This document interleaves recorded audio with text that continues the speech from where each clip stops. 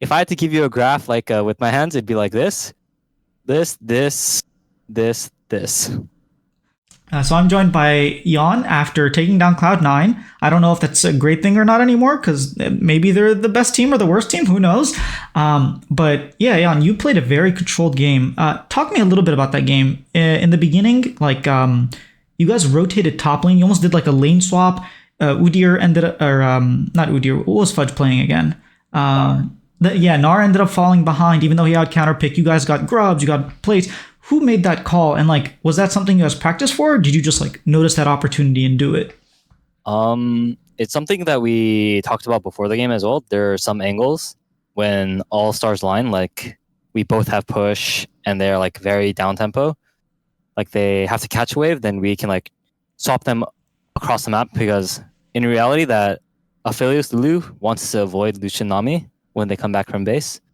And Udyr Nar also wants to Udyr doesn't mind like following the Lucian Nami because or Lucian Milio, sorry. The Lucian Milio because Udyr is a tank and Nar is not a tank, right? Nar is not very happy against Aphelios Lulu, so that's pretty much it. And then the grubs were probably like just a little dessert on the side. All right. Was that so? Spawn in general, I think you worked with him as well during your time in academy. He has instilled every team he has coached very good early game like macro movements and fundamentals. Do you think it's that way on Team Liquid as well? It seems like your early games are normally a lot cleaner than your mid to late game.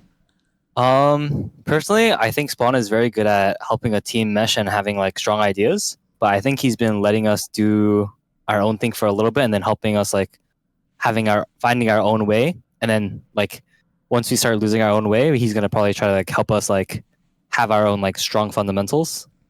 So like we lose like a couple games because our fundamentals were a bit bad, then we work on it next week. And me personally, in like the week 2, I think our macro was very good, but our like team fighting or like something was a little bit off. You're missing that little something, and then we work on that next week, and then we're here now. All right. I mean, we definitely saw that. Oh, I would say yesterday was a bit of a rough game. Like, it seemed like you guys were going to lose that. You still won. But today, it seemed like a pretty clean game. It seemed like your comp did exactly what it wanted to do, and their C9's comp wasn't able to do that. So, what was that little something extra today that basically made it so that the game was pretty smooth? I think we just played a very well macro game, and we have been playing a very good macro game in general. Sometimes so let's say the what game was it? The NRG game. I would say that we lost would be we had a very good macro game in my opinion, but we had very poor team fighting. And then who were we against last night or yesterday? IMT? IMT. No, it was Or was it Dignitas? Sorry. Dignitas. Yes, Yeah, our early game was a bit off, and then our mid game macro was pretty good in my opinion, and then our team fight was pretty decent in my opinion as well. It was just like that one thing that we missed again early game, where we missed our timers, and then they have a lot of turns on us. But I think this game we did everything we wanted to do correctly. All right, that's awesome. You're one of the luckiest rookies to come into the LCS because you got to play straight with Core JJ, and we all know how like even outside of game, outside of like LCS splits, he's always like helping rookies and trying to develop like North American culture. But you were also on Team Liquid, and last year, from what we heard, Team Liquid's environment was quite stressful to say the least, and maybe not the ideal environment for rookies to develop. And it did feel, at least from a fan's perspective, I mean, you can disagree with this, but it felt like from spring to summer, your form kind of stayed about the same. It went up a little bit and then it started going back down. And it seemed like you were getting less comfortable this year. However, it seems like the environment is a little bit better. And you obviously you have Spawn, you have Impact, who might be a little bit better. He talked about getting upset at you guys, and he was like, "Wait a minute, like they're rookies, they should be able to make mistakes." You're not a rookie, you're a sophomore, but basically like kind of fresh compared to them. So first of all, how do you feel your development has been on Team Liquid, and do you agree with the assessment that like as there's less pressure, you're able to have more confidence and maybe make mistakes and not be too worried about those things? Yeah, so if I go all the way back from last year, I probably wouldn't agree with like the flow that you went with, but it was like somewhat similar. So I would say spring, we had really good scrims and we were winning a lot, but I didn't learn that much in my opinion from the entire spring split. I think I was lacking a lot in my opinion. And once spring finally ended, I think I learned a lot from Core JJ. Like after everything, we went through every game back and forth and see what parts I was missing throughout like the break between spring and summer. I went to Korea for like a self boot camp. Then we had a team boot camp during MSI. We went to Europe in our Netherlands headquarters, the Team Liquid. And then after that, I think I got a lot of confidence practicing all the new things I learned.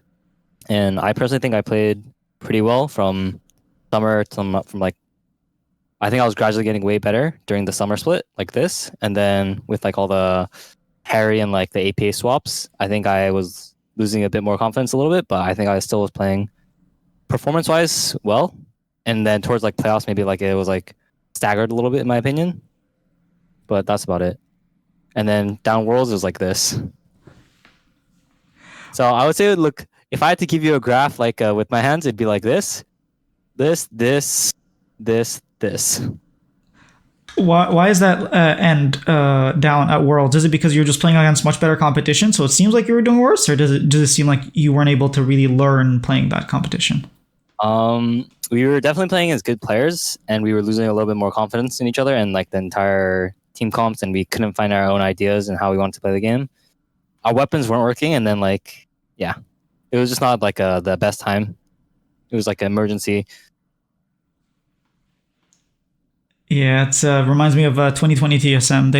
They go up, they ramp up summer, and then they go to Worlds, and they have good scrims, and then they lose confidence and start playing like Mickey Mouse strats, and yeah, that doesn't work in LCS or in Worlds straight. But yeah, that's everything I had to ask. Oh yeah, it was about Ashley Kang. I saw an interview that you did with her in Korean, and she was like super surprised that you speak Korean. Is there a reason that like were you not able to speak Korean before playing on like the full Korean TLA? No, I wasn't very good at Korean. I couldn't read the alphabet when I first started. 대박. How your Korean's so good? No. It used to be, but I forgot most of it. But so I grew up with like a Korean family. My parents came from Korea, and I mixed my words basically. I like give an action, then use the word in English. Like, I want to go home. Sorry, that's not a good one. I'll just say 집 가고 싶어. Yeah, I would just mix the sentences together in English and Korean. So I wasn't very good at it. And then once I started playing, it's like, oh shit, I don't know any words, guys. So I had to like learn a lot. Oh, okay. Well, in that case, it's very impressive. So that's pretty cool. Good job, man. Korean is not the easiest language if English is your native, but yeah. Actually, there is one thing. The reason why she was surprised is because in the 2022, I was in Korea for a team boot camp. We had like this talk. I did an interview with her before the split started. So, and my Korean was not that good either. I still use it a little bit, but it was not that great. I think that's why she was a bit more surprised. Oh, okay. All right, but yeah, when I heard your Korean, I was like, man, it sounds like he's just a second generation. Like he speaks completely fine. So that's impressive. Congrats, man.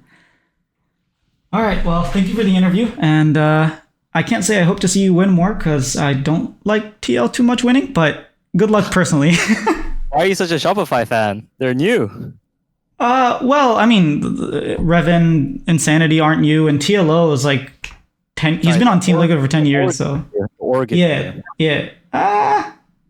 Yeah, but the people that started the org aren't. So okay. So you like the people on the org, not the org itself. Yeah. Okay, sounds good. All right, man. Thank you. Take care. Thank you. I said like at least 1,800 times this video. I am really sorry about that. I've been very cognizant of how many times I use filler words, especially the word like, because like I use it like a lot like. But yeah, I think overall in week 3, I didn't use the word like as many times. This interview with Yeon though, oof, man, that was rough. But if you watched all the way to the end, thank you so much. I really appreciate all your support. Everyone's been awesome. The community, the League of Legends community, the LCS community has been very welcoming. So thank you all so very much. And I will see you in the next interview.